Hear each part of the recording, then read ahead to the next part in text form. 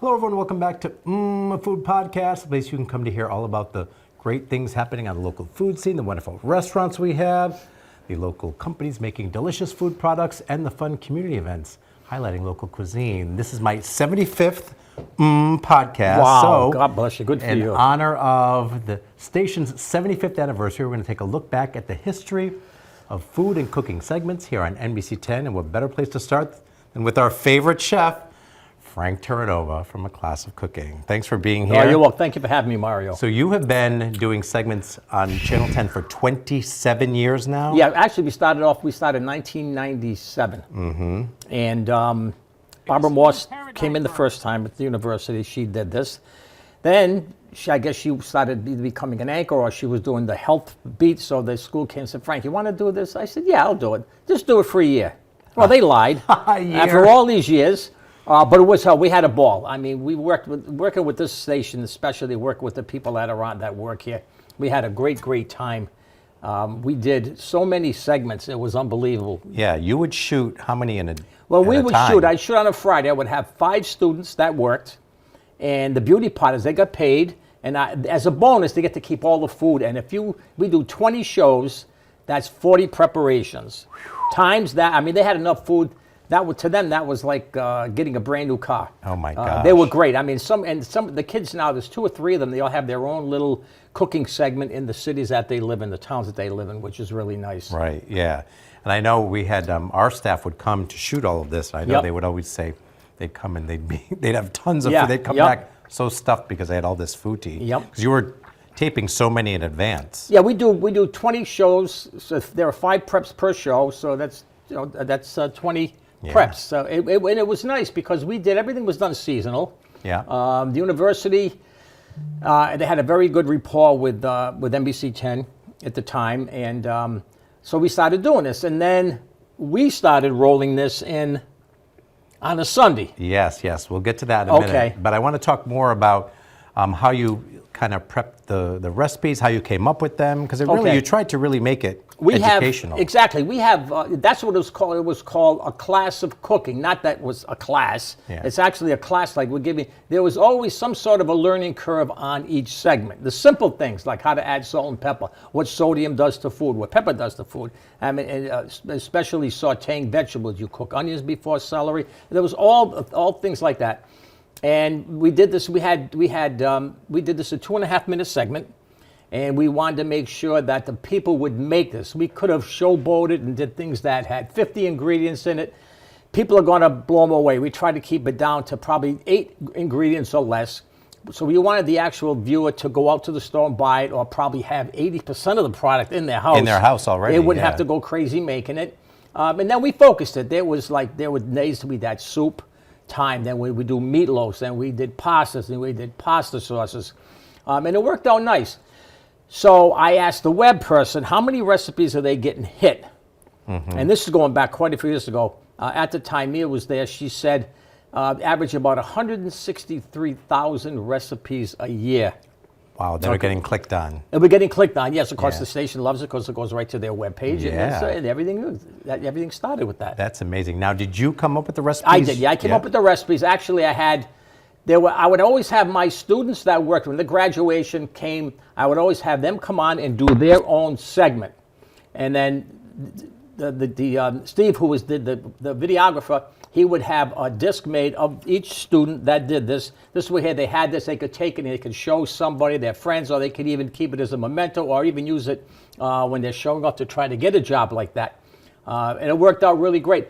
But like I said, we did this with 4 to 5 students.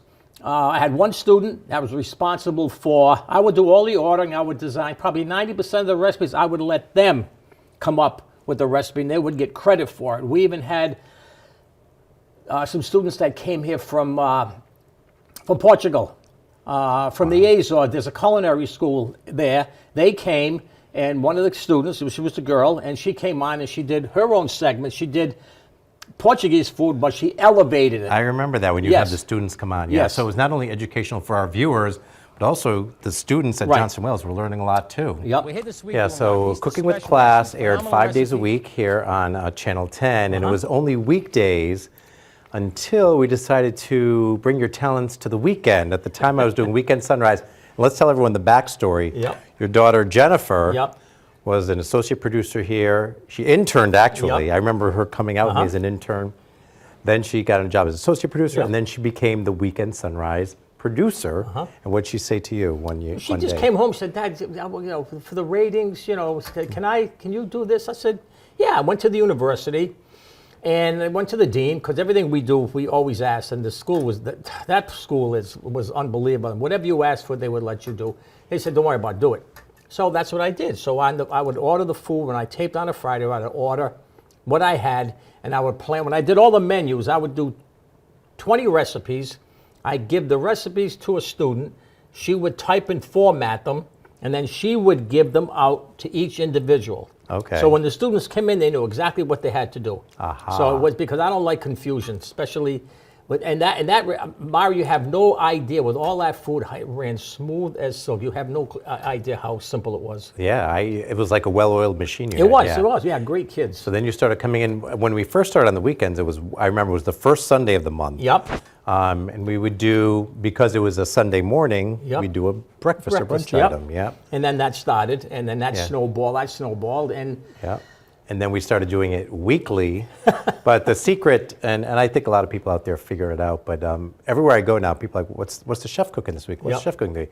So we actually used to tape every other week and do 2 at a time. Yep. And then it got so popular, we just said, we just use in every week now. Yeah. I got stopped. This is the truth. I got stopped at the gym yesterday morning, and the guy he's an ex-cop, and he was working on. He said, "Now what are you making them this week?" And I told him. He said, "Oh, can I come down?" I said, "Why don't you open it up to the public? They can come in and have some food." Yeah. But you have a lot of fun. First of all, you're great on TV because you want to make the recipes easy for people at home, Right. but it also has to be easy for production-wise, because Right. you have to fit a lot in. Yep. In like your, whether it's a minute and a half, Yep. 2, 2.5, 3, you got to condense the recipe into TV time. Well, that's the whole thing, Mario. We want people to. We as chefs, we love to see people cook. And we love to see them go to the store. And I have people constantly say, "Yeah, when I bought this, I went." And they get to me on Instagram, and that's where all of the pictures are shown. And people constantly will stop. I go to the store and then giving cooking lessons when I go. But people are just really, really nice, and they get a kick out of it. And like I said, we want to make it. We call it KIS, keep it simple. Because we encourage people to make it, so we don't want to go too crazy. We don't want to Exactly. spend them. We don't want to spend them out of their budget either. That is true, but you guys don't see the behind the scenes. He is so organized. He comes in, everything, all the ingredients in their containers, all wrapped, everything in. He puts everything out, and then he has the finished product. So that's a lot of work. Yeah, it is. What It time is. do you get up in the morning before you come into tape? Something like today, probably get up about 2:30. Wow. I thought I got up early at 3. You're even beating me to the Well, I punch. want to, because Yeah.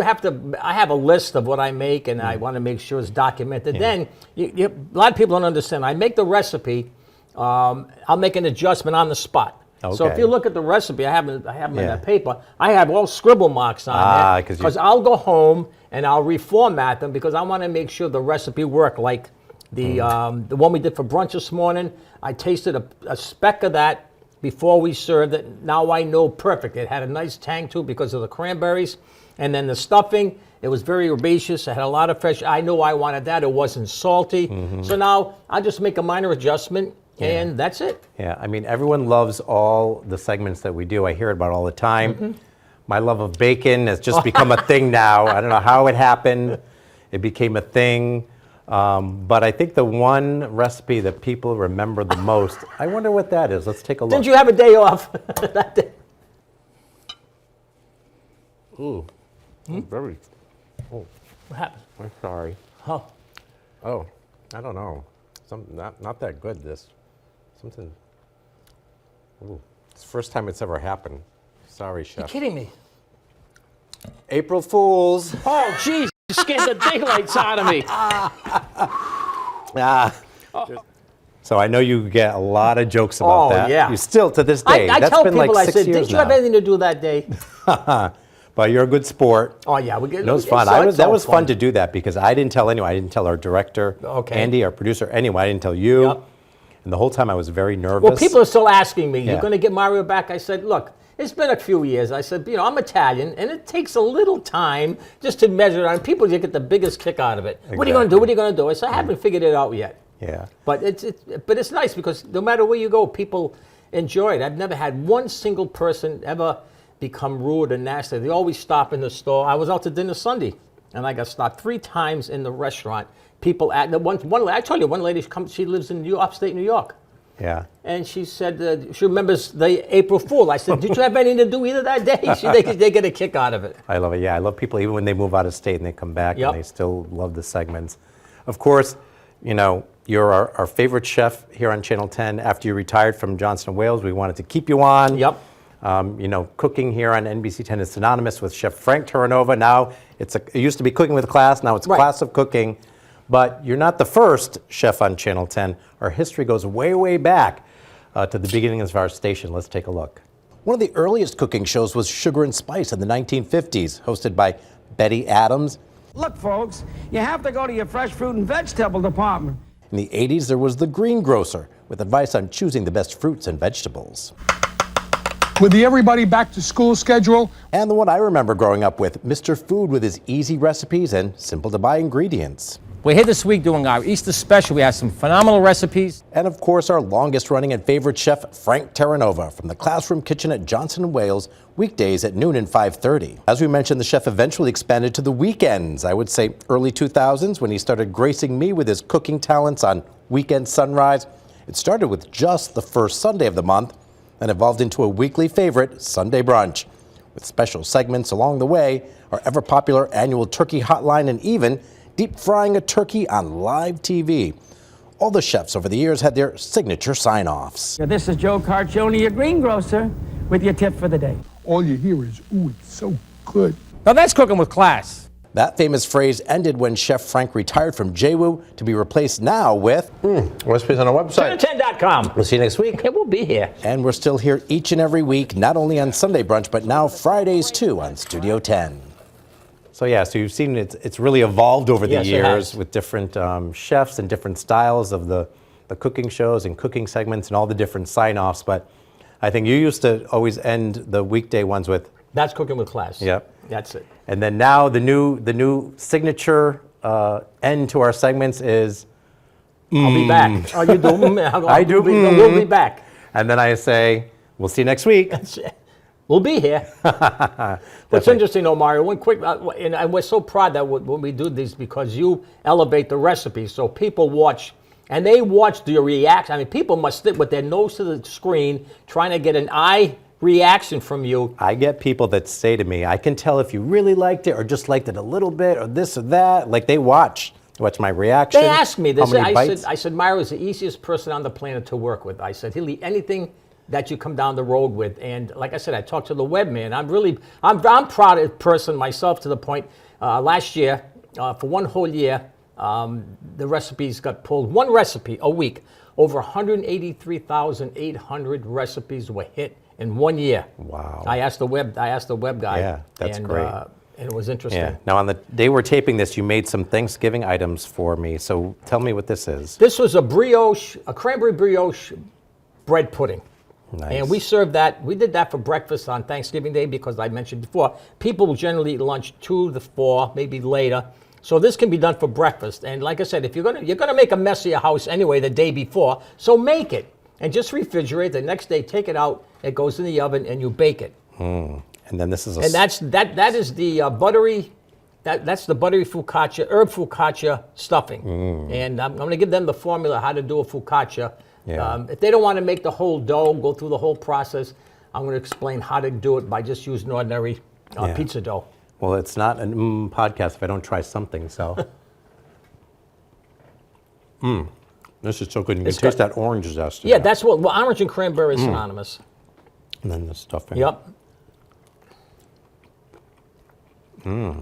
That's got good flavor. Yeah, and because the focaccia's got the crust on the outside has got some texture to it, a little crunchy, and the interior has what we call a crumb. It's almost like a very pillowy kind of marshmallow, and that's the way it's supposed to be.